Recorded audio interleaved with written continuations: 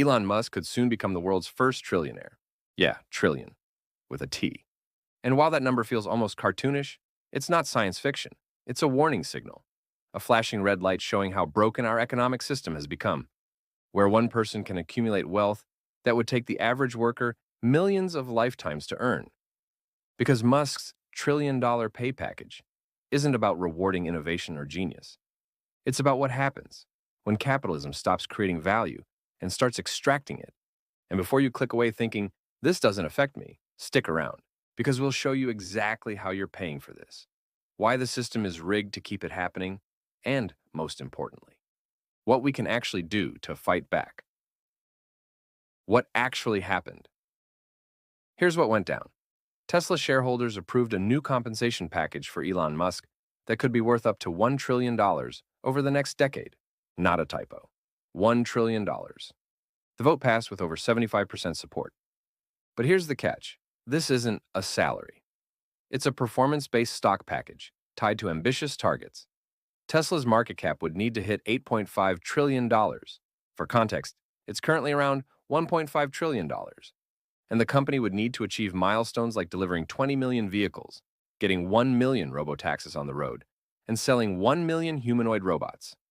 Supporters call this smart capitalism, aligning CEO incentives with shareholder value.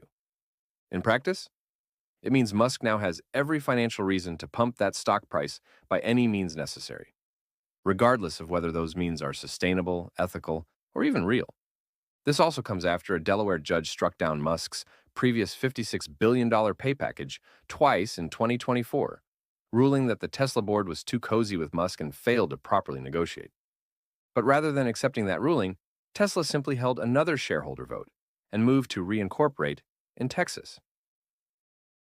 The performance pay myth. Now, advocates will tell you this is performance-based pay, that Musk only gets rich if shareholders get rich too. But let's be real about what performance actually means in this context. It doesn't mean treating workers fairly, building sustainable products, contributing to society, long-term company health. It means do whatever it takes to make the stock price go up.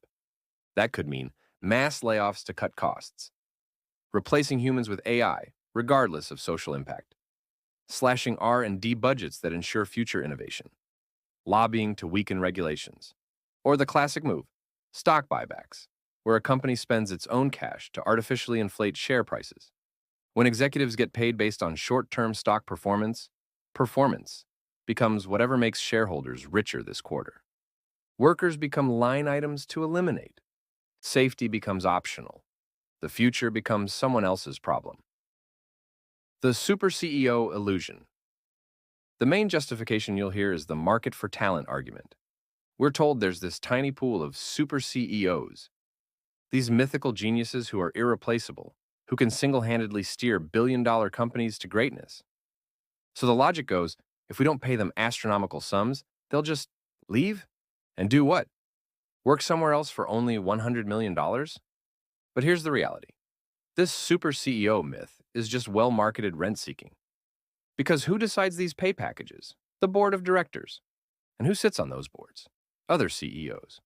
Often friends, colleagues, or future job swappers of the very person they're supposed to be overseeing. It's a club. And in that club, everyone understands one unspoken rule. If you approve my obscene pay package, I'll make sure yours gets approved next quarter. This isn't capitalism. It's a cartel with better PR. The numbers don't lie. Let's talk history for a second. Back in 1978, the average big company CEO in America made about 30 times more than their average employee. Fast forward to 2024, that number isn't 50 times. It's not 100 times. It's 285 times more. At the 100 S&P 500 companies with the lowest median worker pay, that ratio has surged to 632 to 1. And Elon Musk's package? It doesn't just widen that gap. It creates an entirely new category of inequality. To put $1 trillion in perspective, it's more than the total annual compensation of the entire federal government workforce. It's more than what all teachers and educators in the U.S. earn combined. It's 10 times more than all motor vehicle manufacturing workers pay. It's roughly 100 times more than what all other S&P 500 CEOs earned in 2024 combined. For Tesla specifically, if Musk gets the full package, his pay ratio could hit somewhere around 17 million to 1 compared to the median Tesla employee. Let that sink in. 17 million times. If the average Tesla worker earned $1, Musk would earn 17 million. And we're told this is the model of success we should celebrate. The ripple effect.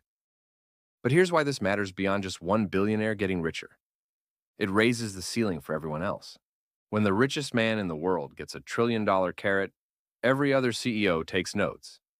Every compensation committee starts benchmarking against Musk's package. Suddenly, a $100 million package seems reasonable by comparison. That's how inequality compounds. Not just vertically, but horizontally across every major company in America. The hidden costs. So why should you care if a handful of executives make obscene money? Because that money comes from somewhere. It's not created out of thin air. It's transferred from somewhere else in the system, and you're the one paying for it. First, higher prices. When companies obsess over short-term stock performance, they have two levers: cut costs or raise prices. Usually, they pull both. Money that could improve products or worker wages gets funneled to the executive suite instead. Second, economic instability. Remember 2008?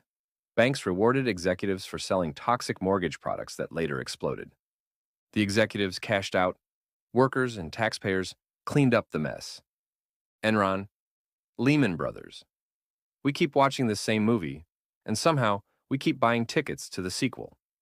Third, wage suppression. Every dollar going to executive bonuses is a dollar not going to the people actually creating value. Research shows massive pay gaps destroy morale, tank productivity, and hurt product quality. Because nobody performs well in a system that treats their work as disposable. So much for the capitalist model that's supposed to reward hard work and create opportunity for everyone. It doesn't have to be this way. Here's the thing. This isn't inevitable. Look at countries like Norway, Denmark, or Finland. They have thriving free markets and strong social programs. The wealthy still exist and do well, but they're taxed fairly, and that money funds healthcare, education, and housing for everyone. Their economies don't just function, they thrive, because workers are healthy, educated, and secure enough to be productive. It's proof that capitalism doesn't have to mean cannibalism. Meanwhile, in North America, we treat billionaires like prophets. We defend them online like they're family members, as if Elon's $1 trillion payday somehow means you might get a bonus at work. Spoiler, you won't. But maybe you'll get the privilege of paying $14.99 a month for whatever his next revolutionary subscription service is. This isn't about envy. This isn't about hating success.